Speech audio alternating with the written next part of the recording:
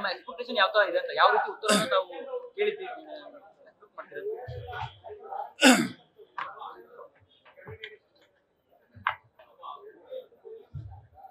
ನಿನ್ನೆಯ ದಿನ ನಮ್ಮ ಪಕ್ಷದ ಎಲ್ಲ ಹಿರಿಯ ಶಾಸಕರು, ವಿಧಾನ ಪರಿಷತ್ತು ಸಂಸದರ ನೇತೃತ್ವದಲ್ಲಿ ಧರ್ಮಸ್ಥಳಕ್ಕೆ ಭೇಟಿಯನ್ನು ಕೊಟ್ಟು ಮಂಜುನಾಥೇಶ್ವರನ ದರ್ಶನವನ್ನು ಪಡೆದುಕೊಂಡು ತದನಂತರದಲ್ಲಿ ಧರ್ಮಾಧಿಕಾರಿಗಳು ವೀರೇಂದ್ರ ಹೆಗಡೆಜಿ ಅವರನ್ನು ಕೂಡ ಭೇಟಿ ಮಾಡಿ ಚರ್ಚೆಯನ್ನು ಕೂಡ ನಾವು ಮಾಡಿದ್ದೇವೆ.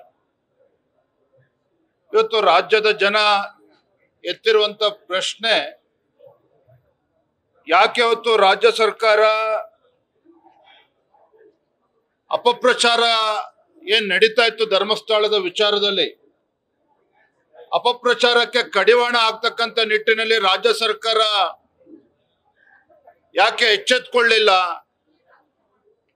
ಅಂದ್ರೆ ರಾಜ್ಯ ಸರ್ಕಾರಕ್ಕೆ ಅಪಪ್ರಚಾರಕ್ಕೆ ಕಡಿವಾಣ ಹಾಕ್ಬೇಕು ಅಂತೇಳಿ ಇಚ್ಛೆನೇ ಇರ್ಲಿಲ್ವೋ, ಅಥವಾ ಯಾವ ಕಾರಣಕ್ಕೆ ಇದು ಆಗ್ಲಿಲ್ಲ ಅನ್ನೋದನ್ನ ಮಾನ್ಯ ಗೃಹ ಸಚಿವರು ಕೂಡ ಇವತ್ತು ತಮ್ಮ ಅವರ ಉತ್ತರದಲ್ಲಿ ನೀಡಬೇಕಾಗ್ತದೆ. ಮಾನ್ಯ ಡಿ ಕೆ ಶಿವಕುಮಾರ್ ಅವರು ಭಾರತೀಯ ಜನತಾ ಪಾರ್ಟಿ ಮೇಲೆ ಆರೋಪ ಮಾಡಿದ್ದಾರೆ, ರಾಜಕಾರಣ ಮಾಡ್ತೇವೆ ಬಿಜೆಪಿಯವರು ಅಂತೇಳಿ. ಮಾನ್ಯ ಡಿ ಕೆ ಶಿವಕುಮಾರ್ ಅವರೇ, ತಾವೇ ಹೇಳಿಕೆನ ನೀಡಿದ್ದೀರಿ, ಧರ್ಮಸ್ಥಳದ ವಿಚಾರದಲ್ಲಿ ಬಹಳ ದೊಡ್ಡ ಷಡ್ಯಂತ್ರ ಇದೆ, ಸಂದರ್ಭ ಬಂದಾಗ ಉತ್ತರವನ್ನು ನೀಡ್ತೇನೆ ಅಂತೇಳಿ.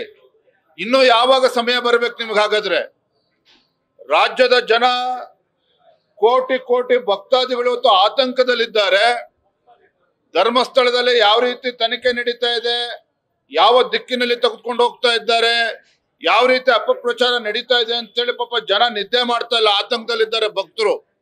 ಅದು ಇನ್ನೂ ಕೂಡ ಪಾಪ ಡಿ ಕೆ ಶಿವಕುಮಾರ್ ಅವರಿಗೆ ಸಮಯ ಬಂದಿಲ್ಲ ಅಂತ ಕಾಣ್ತದೆ. ಹಾಗಾಗಿ ಇವೆಲ್ಲದಕ್ಕೂ ಕೂಡ ಮಾನ್ಯ ಗೃಹ ಸಚಿವರು ಮಧ್ಯಂತರ ವರದಿಯನ್ನು ಕೂಡ ನಾವೇನು ಆಗ್ರಹನ ಮಾಡಿದ್ದೇವೆ, ಮಧ್ಯಂತರ ವರದಿಯನ್ನು ಕೂಡ ಒಳಗೊಂಡಂತೆ ಧರ್ಮಸ್ಥಳದ ವಿಚಾರದಲ್ಲಿ ಗೊಂದಲಕ್ಕೆ ತೆರೆ ನೀಡ್ತಾರೆ ಅನ್ನುವ ವಿಶ್ವಾಸದಲ್ಲಿ ನಾವು ಇದ್ದೇವೆ, ಬಿಜೆಪಿ ಹಾಗೂ ಜೆಡಿಎಸ್ ಪಕ್ಷಗಳು. ನೋಡೋಣ ಸದನದಲ್ಲಿ ಏನು ಉತ್ತರವನ್ನು ನೀಡ್ತಾರೆ ಅಂತೇಳಿ.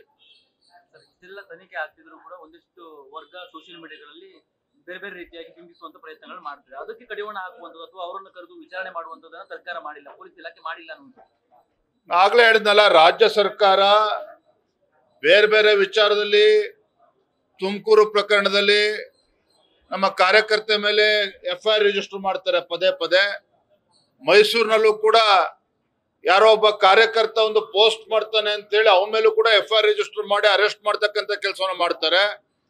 ರಾಜ್ಯ ಸರ್ಕಾರ ಹಿಂದೂ ಕಾರ್ಯಕರ್ತರ ವಿಚಾರದಲ್ಲಿ ತೋರಿಸ್ತಕ್ಕಂಥ ಆಸಕ್ತಿ ಇವತ್ತು ಧರ್ಮಸ್ಥಳ ವಿಚಾರದಲ್ಲಿ ಅಪಪ್ರಚಾರ ಮಾಡ್ತಕ್ಕಂಥ ಯೂಟ್ಯೂಬರ್ಸ್ ಏನಿದ್ದಾರೆ ಅಥವಾ ಎಡಪಂಥೀಯ ಶಕ್ತಿಗಳು ಅಂತೇಳಿ ಇವತ್ತು ದಿನೇಶ್ ಗುಂಡೂರಾವ್ ಅವರು ಹೇಳಿದ್ದಾರೆ, ಯಾರು ಅಪಪ್ರಚಾರ ಮಾಡ್ತಾ ಇದ್ದಾರೆ ಅವರ ವಿರುದ್ಧ ಯಾಕೆ ಈ ರೀತಿ FIR ರಿಜಿಸ್ಟರ್ ಮಾಡಲಿಲ್ಲ, ಯಾಕೆ ಅಪಪ್ರಚಾರವನ್ನು ತಡಿತಕ್ಕಂಥ ಕೆಲಸ ಮಾಡಲಿಲ್ಲ ಅಂತೇಳಿ ಇವತ್ತು ನಾವು ಪ್ರಶ್ನೆ ಮಾಡ್ತಾ ಇದ್ದೇವೆ. ಎರಡನೇದು, ರಾಜ್ಯದ ಹಣಕಾಸಿನ ಪರಿಸ್ಥಿತಿ ಅಥವಾ ಸಿದ್ದರಾಮಯ್ಯ ಡಿ ಕೆ ಶಿವಕುಮಾರ್ ಅವರ ಭಾಷೆಯಲ್ಲಿ ಹೇಳಬೇಕಾದ್ರೆ ನುಡಿದಂತೆ ನಡೀತಾ ಇರುವಂತ ರಾಜ್ಯ ಸರ್ಕಾರ, ರಾಜ್ಯದ ಹಣಕಾಸಿನ ಪರಿಸ್ಥಿತಿ ಎಲ್ಲಿಗೆ ಬಂದು ನಿಂತಿದೆ ಅಂತ ಹೇಳಿದ್ರೆ, ಸ್ವಾತಂತ್ರ್ಯ ಹೋರಾಟಗಾರರ ಒಂದು ಗೌರವಧನ ಮಾಸಾಶನ ಕೊಡ್ತಕ್ಕಂಥ ಯೋಗ್ಯತೆನೂ ಕೂಡ ಕಾಂಗ್ರೆಸ್ ಸರ್ಕಾರಕ್ಕೆ ಇಲ್ಲ.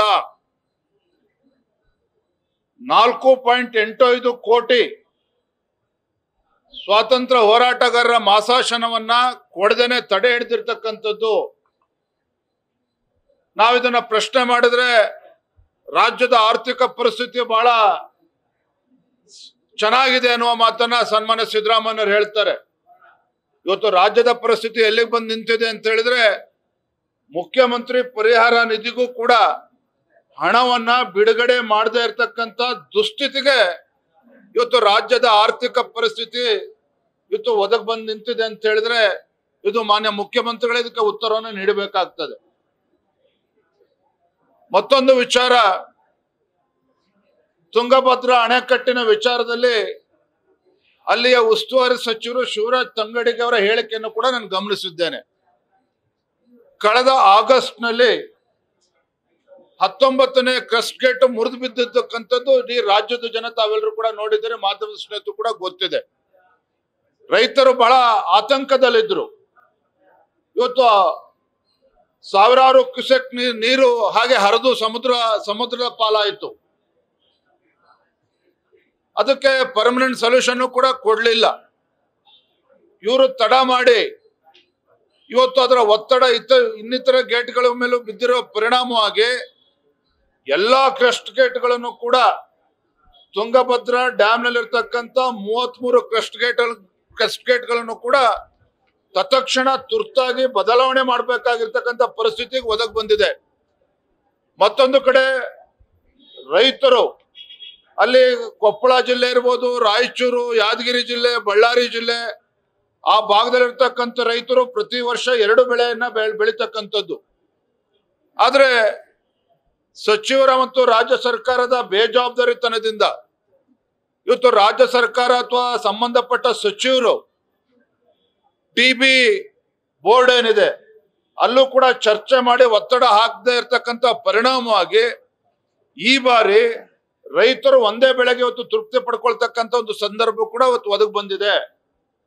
ಇದರ ನಡುವೆ ಮಾನ್ಯ ಸಚಿವರು ಶಿವರಾಜ್ ತಂಗಡಿಗೆ ಅವರು ಕೇಂದ್ರ ಸರ್ಕಾರವನ್ನ ದೂರ್ತಾರೆ. ಕೇಂದ್ರ ಸರ್ಕಾರವನ್ನ ದೂರ್ತಕ್ಕಂಥದ್ದು ಇವರು ಇಂಥ ಸಂದಿಗ್ಧ ಪರಿಸ್ಥಿತಿನಲ್ಲಿ ಟಿಬಿ ಬೋರ್ಡ್ ಮೀಟಿಂಗ್ ಅಲ್ಲಿ ಕರೆದೇನೆ ಅಲ್ಲಿ ಒತ್ತಡ ಹಾಕ್ದೇನೆ ತತ್ಕ್ಷಣ ಸಚಿವರು ಕ್ರಿಯಾಶೀಲ ಆಗದೇನೆ ಮನೇಲಿ ಮಲ್ಕೊಂಡಿರ್ತಕ್ಕಂಥ ಪರಿಣಾಮ ಇವತ್ತು ರೈತರು ಸಂಕಷ್ಟವನ್ನು ಎದುರಿಸ್ತಾ ಇದ್ದಾರೆ, ಇವತ್ತು ಆತಂಕದಲ್ಲಿದ್ದಾರೆ. ಇವರ ವೈಫಲ್ಯವನ್ನ ಇಟ್ಕೊಂಡು ಇವತ್ತು ಕೇಂದ್ರ ಸರ್ಕಾರವನ್ನ ದೂರ್ತಕ್ಕಂಥದ್ದು ಈ ವಿಚಾರದಲ್ಲೂ ಕೂಡ ಇವತ್ತು ಸದನದಲ್ಲಿ ಇವತ್ತು ರಾಜ್ಯ ಸರ್ಕಾರಕ್ಕೆ ನಾವು ಒತ್ತಡವನ್ನು ಕೂಡ ಹೇರೋರಿದ್ದೇವೆ. ರಾಹುಲ್ ಗಾಂಧಿ ಅವರಿಗೆ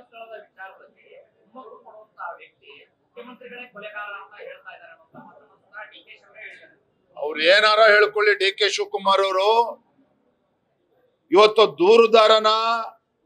ದೂರನ ಹಿಡ್ಕೊಂಡು ಏನ್ SIT ಘಟನೆ ಮಾಡಿರ್ತಕ್ಕಂಥ ರಾಜ್ಯ ಸರ್ಕಾರ ಅಥವಾ ಪೊಲೀಸ್ ಇಲಾಖೆ, ಡಿ ಕೆ ಶಿವಕುಮಾರ್ ಅವರೇ ಹೇಳಿದಂತೆ ಇದೊಂದು ಷಡ್ಯಂತ್ರ ಅಂತ ಹೇಳಿದ್ರೆ ಷಡ್ಯಂತ್ರ ಎಂದ ಇರ್ತಕ್ಕಂಥ ಪಿತೂರಿ ಮಾಡ್ತಕ್ಕಂಥ ವ್ಯಕ್ತಿಗಳ ವಿರುದ್ಧ ಯಾಕೆ ಇವತ್ತು SIT ತನಿಖೆ ಮಾಡ್ತಾ ಇಲ್ಲ?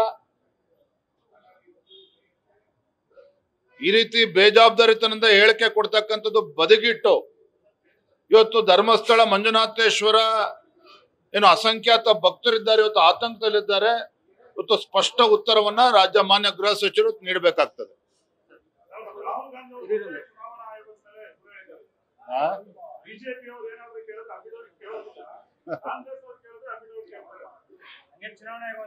ಎಲ್ಲರಿ ಚುನಾವಣಾ ಆಯೋಗದ ಮೇಲೆ ಆರೋಪವನ್ನ ಮಾಡಿರುವಂತ ರಾಹುಲ್ ಗಾಂಧಿ ಅವರಾಗ್ಲಿ ಕಾಂಗ್ರೆಸ್ ಪಕ್ಷ ಆಗ್ಲಿ, ಚುನಾವಣಾ ಆಯೋಗ 7 ದಿನದ ಒಳಗಡೆ ಸ್ಪಷ್ಟೀಕರಣ ನೀಡಬೇಕು, ಅಫಿಡವಿಟ್ ಅನ್ನ ಸಲ್ಲಿಸಬೇಕು ಅಂತ ಹೇಳಿದ್ರೆ ಇವತ್ತು ಬರೀ ಹಿಟ್ ಅಂಡ್ ರನ್ ಕೇಸನ್ನ ಮಾಡಕ್ ಹೊರಟಿದ್ದಾರೆ ರಾಹುಲ್ ಗಾಂಧಿ ಅವರು.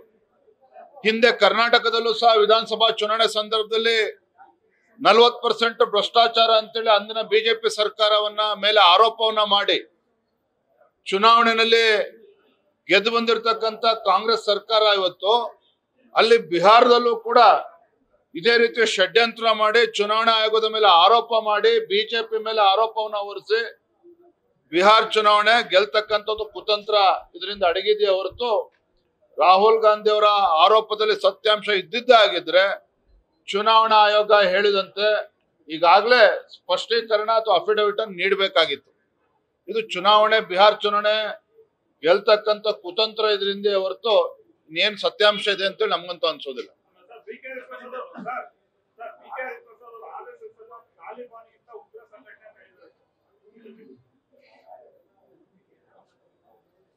ರಾಷ್ಟ್ರೀಯ ಸ್ವಯಂ ಸೇವಕ ಸಂಘ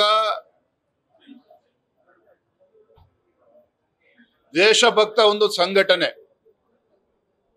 ಲಕ್ಷ ಸಂಖ್ಯೆಯಲ್ಲಿ ಸ್ವಯಂ ಸೇವಕರು ಈ ಸಂಘಟನೆಯಲ್ಲಿ ಕೆಲಸ ಮಾಡ್ತಾರೆ, ನಿಸ್ವಾರ್ಥ ಸೇವೆಯನ್ನ ಮಾಡ್ತಾ ಇದ್ದಾರೆ.